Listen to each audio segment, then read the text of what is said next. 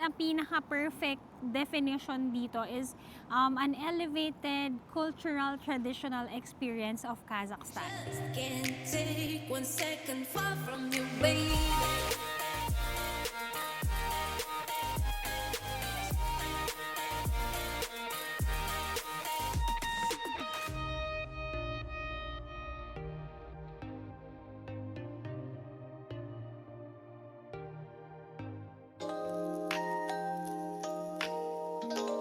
Hey guys, Joyce Abot Bartolome here. So for this episode, let me take you to a treasure of Kazakhstan. We are eating at something fancy.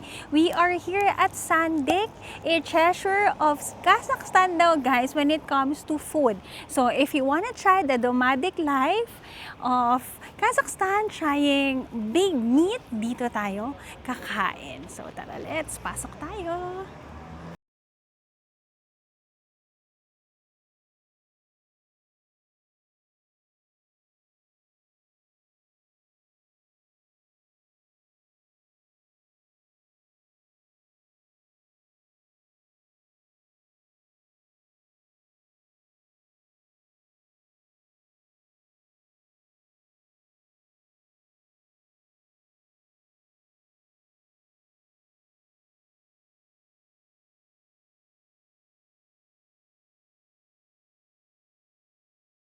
Mas makita nyo yung mga o-orderin nyo in English and with photos, iscan nyo yung QR. Wow, parang sarap na ito. Ito, pomegranate and ginger sauce. For our salad guys, we got the kostura with smoked horse meat. Looks yum. And then Jello got naman freshies. What's this? Apple and orange. Apple and orange, pero sa akin na to. Wow, this is my favorite. Thank you. Barsak sweet sauce.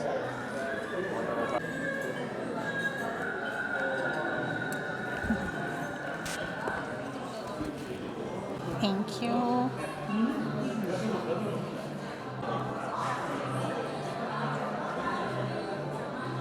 Guys, sabi ko kay Zeno.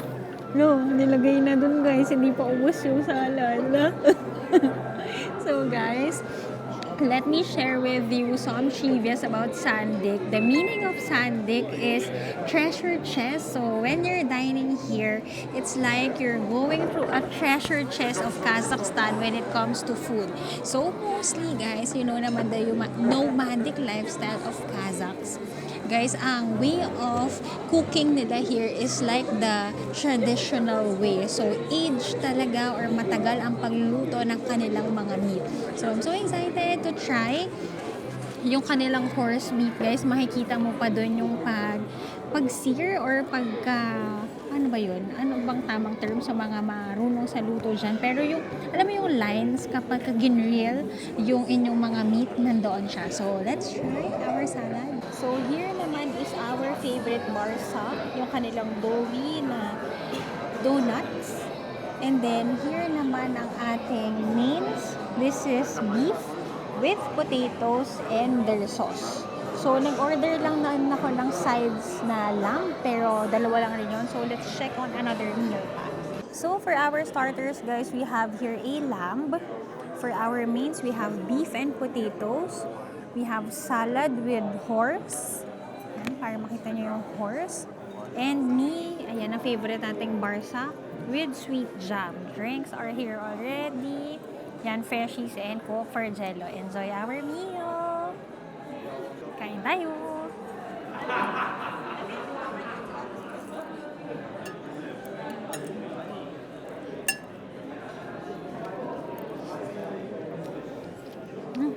Sarap. Yung sauce ba nito pares na? Ito masarap to. Parang siyang strawberry honey. Sweet jam. Parang cranberry or strawberry. Parang strawberry. Sarap. Guys, usually when they order here, tea ang nakikita ko sa mga tables nila. Or you can get their cow's milk and camel's milk, horse milk is available also. Gusto ko sana mag-tea guys, however, caffeinated siya. So baka it's either hindi tayo makatulog kasi maaga ang ating gagawin bukas or baka naman ako yung mag-palpitate. So, for ano lang tayo, para tayo ay safe. Tapos si Jello kasi, kanyang order talaga to. Akala niya kasi magtiti ako, magli-lemonade sana. Yung lemonade naman kasi, 1 liter siya. Ito lang yung fresh juice, yung may mga 0.5. So, kinuha natin ang drink na at nag-cola na lang siya. Sarap. Fruits nila dito, very fresh. Vegetable nila dito, mas fresh. So, I love it. Ito guys, pakita ko sa inyo. Kung hindi nyo pa napanood yung isang episode na kumain tayo ng Barsak, ang maganda dito, mas malalaki, no? Yung kanila. So, Barsak, guys, is their fried donut. Oo, yun kasi libre yun eh. Sa Navat dito, ano na siya, bibilin mo na siya. So, ayan yung loob. Very fluffy. Very doughy. There are 2 na Barsak. Yung isa daw, guys, stuffed with cheese naman. Kinuha ko yung plain lang. Pero, kaya natin ito. It is paired with their sweet jam. At yung jam nila guys, hindi yung jam lang na nakabote. Kita mo pa yung mga boto-boto ng kanilang strawberry. Kain tayo. Ang tamis at ang sarap. People here, mga nakikita ko guys, nasa-celebrate sila. Paano ko nalaman? Laging may mga flowers sa table nila. Dito, when you have celebrations, ang gift talaga nila is bulaklak. Pag nasa ibang country kayo guys, kung order kayo ng food, siguro mas maganda installment muna. Kasi di ba yung iba parang nakaka-pressure na isang order na lang at the beginning. So kaya installment muna kasi you would know kung gaano karami. Kasi way back before nung order kami ng isaan, may mga instances na yung isang order pala, good for 2 na siya, pero hindi nila sasabihin. Kasi during dun sa country nila, parang it's normal lang na good for 1 siya. So yun lang, minsan napapasobra, especially tayo, nagtatry tayo ng iba't ibang dishes nila. So may mga instances na kailangan natin kumain frequently. Iba't ibang, kumbaga mas madalas. So that's why, kung gusto nyo tikim-tikim lang, try muna kagaya ng ginawa namin, isang main course lang. Meron kaming Barsak and then we have the salad. Tapos meron pang, I'm not sure kung ano tong nasa dulo, kung Lambo. So yun, I think this one is enough na. Nung unang tingin ko parang hindi pa, pero nung nakita ko na yung quantity niya, parang all good naman so far. So, let's see.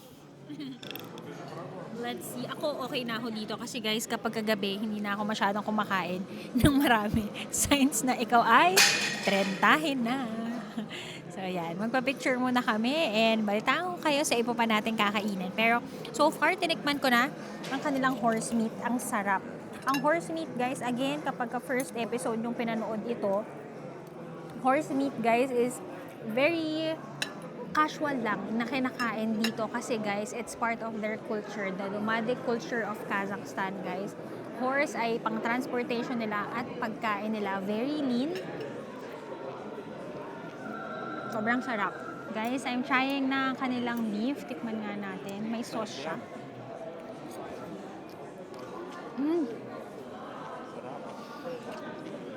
Sobrang sarap. Ang lambot. Kung nag-crave ka ng meat, super perfect. I love it. Malasa talaga. Alam mo yung meal mo na talagang niluto to perfection, hindi OA, ang sarap talaga.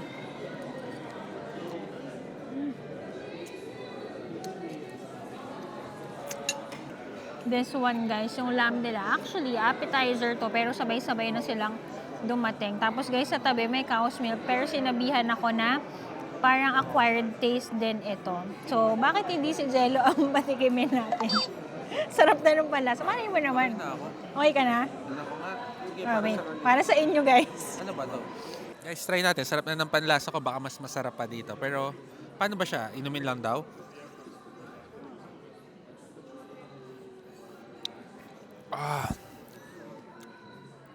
Para siyang yogurt na milk. Maasim siya, guys. Para siyang shalap. Oh, shalap. Para siya yung yung national drink na milk nila dito. Yeah, I think so.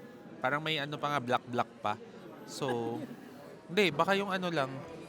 Yung pag ina-extract siguro, may Pero mas...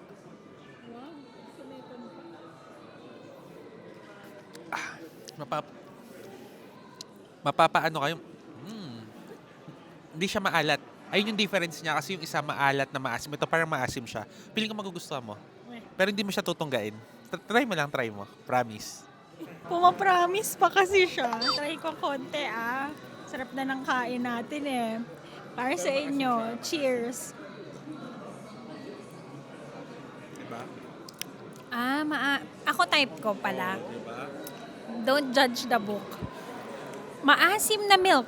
Yogurt, yeah. Yogurt-ish. Hindi siya maalat. Yung Parang milk na yogurt. kahapon kasi na kinain natin, parang guys, Halo. halo, maasim na maalat. Parang maasim, tapos biglang may mga salt. Ito, masarap siya. Parang feeling ko nga pantanggal umay ito. No, pantanggal umay. So, mamaya, tsaka malamig, refreshing. So, kain muna tayo ulit. Tapos mamaya, I'll be sharing more trivia at i-rate natin ang bawat pagkain. Ay, meron pa pala. May try pa pala tayo. Knife natin, guys. Ay, nabitawan ko pa. Matigas. Okay. Lamb. Try natin.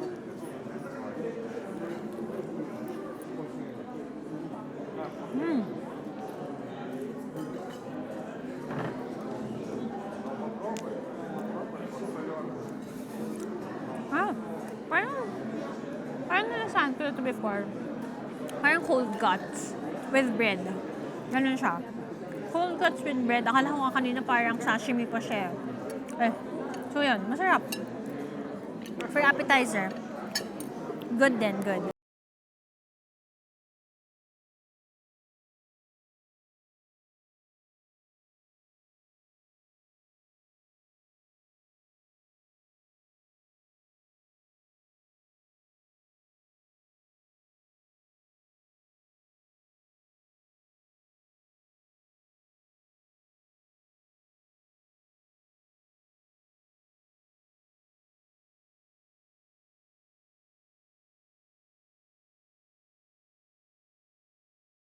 Feeling na ayaw mong maubos, yung feeling na to. Hindi tayo OA, pero alam niyo naman kung gaano ko ka-love kumain. Pero guys, di ba the other day sabi ko, parang it's not for me. Oh. Parang ang oily kasi nung mga mostly na nakain ko. Pero ito guys, sobrang sarap. Cook sa perfection talaga. Yung meat malasa, ramdam mo yung pagka-smoky ng alam mo yung horse, guys? Sobrang sarap. The best salad I've ever tasted. Wow, big word. Pero no joke, yung kanilang kostura, ang tawag ng salad. If pupunta ka dito, please, orderin mo siya. Hindi ako mapapahiya. Live selling yan. Hindi ako mapapahiya sa'yo. Sobrang sarap. Yung horse meat niya, guys, may nguya siya pero yung lasa ng meat, buong buo yung lasa ng pagka-meat niya. Alam mo yung parang ang macho nung horse na kinain ko. Tatawa si Jello sa likod. Ganun yung feeling. Ang lean nung meat, pero yung lasa niya sobrang malasa. Wala kang malalasa ang gamey. Ano ba yung meaning ng gamey? Yung gamey parang may aftertaste, wala. Sobrang linis ng pagkaluto, sobra yung pagka-smoky, na talaga namang, ayoko maubos. OA. Pero kung may babalik-balikan ako, kasi for this series, guys, tinatry namin yung best namin to eat everything, pero kung may babalikan at babalikan ako, ito yon. So, kainin na natin itong last na to.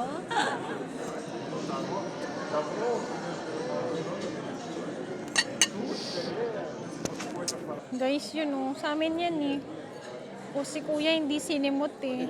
Kuya, Dumikit kasi sa top. dumikit sa tong. Guys, masarap yan. Gusto ko. Yung sauce pa yung mayonnaise. Yung sauce saka yung cheese yung nagdala.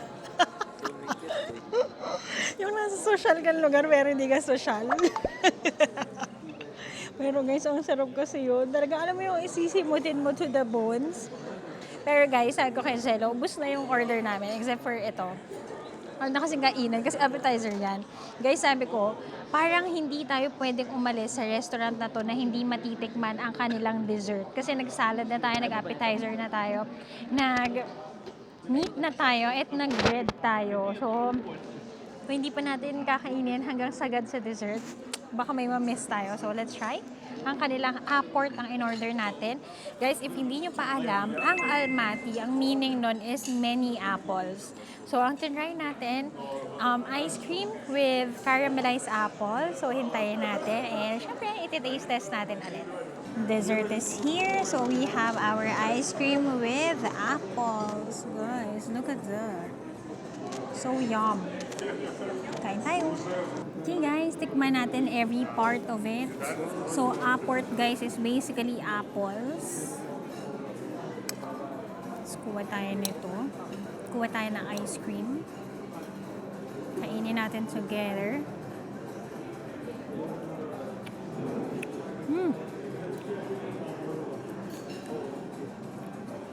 Mahilig ako sa apples. Ang sarap ng pagka-caramelize ng apple nila.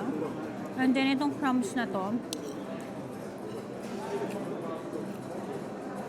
parang bread crumbs, and then ang kanilang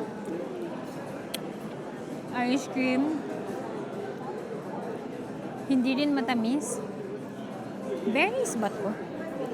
Sobrang sarap. Pag kinumbine mo lahat, sarap. Ang sarap.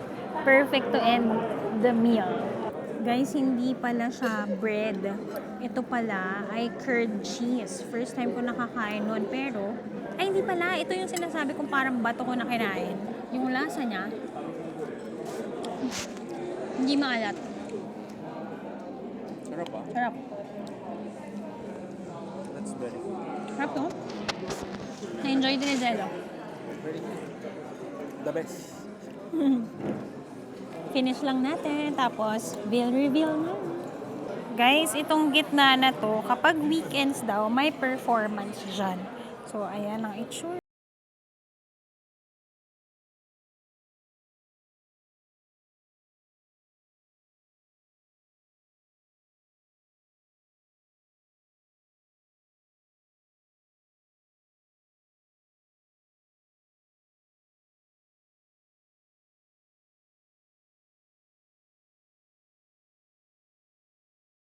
At ang ating kinainan, Sandik Restaurant. So guys, let's finish our review with Sandik Restaurant. So, sa mga, actually, tinanong ko sa online kung ito ba isang fine dining. And the answer is yes. So, ito ay isang fine dining, pero guys, not the intimidating one. Not like the Michelin white cloth restaurants. Kasi guys, sa loob, ang feels niya, para ka lang socializing, parang having time with your friends and family. And ang pinaka-perfect definition dito is an elevated cultural traditional experience of Kazakhstan. Ganun siya guys. Kasi yung food-wise, the way they cook it, yun yung age traditional way. But elevated yung experience kasi yung plating nila and all, the ambience and all. Pero around the restaurant, you'll see mga paintings, mga artifacts about the country. So, si Jello. So yun guys, yung experience dito, I think this is a must try talaga. Na once na it's your first time sa Kazakhstan. So, review lang namin siya, bigay namin yung ano, parang okay siya overall. Yes. Kailangan yung puntahan. It's just that you need to expect syempre, since yung ambience is a little bit higher than the normal, plus the food quality, talaga namang very good. So, expect lang na yung price niya is a little bit higher than the normal also. Pero not that much naman siguro. Something na tolerable, pero yun nga, on a pricey side na siya. Yes. So, we will give our review. Sabay na kami in 3, 2, 1, and go. 10 out of 10. Okay, So, guys. yun. 10 out of 10 siya in the sense na yung ambience, super relaxed, tapos makakapagkwentuhan kayo, hindi siya nakaka-intimidate. Yes. Tapos madaming choices as to the food, plus yung food choices niya is something related sa Kazakhstan na culture talaga. May mga horse meat, nandun din yung lamb, etc. So, makakapili talaga kayo na parang ma-feel nyo na, uy, nasa Kazakhstan ako. Yes. Talaga yung mga food dito, first time din namin na-try sa experience natin. So guys, I'll give you syempre ang breakdown. Ay, wag na breakdown. Total na natin ang ating Mali yung kinain. conversion. O sige, okay. Oo, pero For one. for one. Oo. Okay. So ang total namin is 31,774 tenge or Around 4,100 pesos. So, guys. parang ano siya, comparable siya, kunyari, parang yung nagmamo kayo, parang ganong Yeah. pricing siya. Ganun Pero siya. hindi siya super taas, di ba? Pero mahal. Oo, Mahal siya. Mahal kung siya. Tig 2,000 kami ni Jello. At kita nyo naman, ang mga nakapark dito ay Porsche, Mercedes, at Lamborghini. So, yan. Kami ay mag-Yandex Go. So, yun guys. Sana yung na-enjoy nyo. Siyempre, pinakita natin sa inyo yung mga mid-range Kazakh food. Pero alam ko na gusto nating lahat ma-experience din yung elevated way of eating. Especially sa kanilang culture dito. Kasi ilang araw na lang rin naman tayo. I think may isa pa tayong kakainan na on upscale na kainan, pero syempre isasama ko pa rin kayo when it comes to street food. So sana'y na-enjoy nyo ang ating gabi as much as we did. Thank you so much for watching. Don't forget to like, share, and subscribe to my channel and follow all my social media accounts at Yabot Joy Sana on Instagram and JY on TikTok. May 2 araw pa tayo dito. So kita-kits tayo bukas, adventure time na naman tayo. Ganun tayo pagtrentahin. Larga, chill, uwi. Okay, so I'll see you on the next one. Bye! God bless you everybody!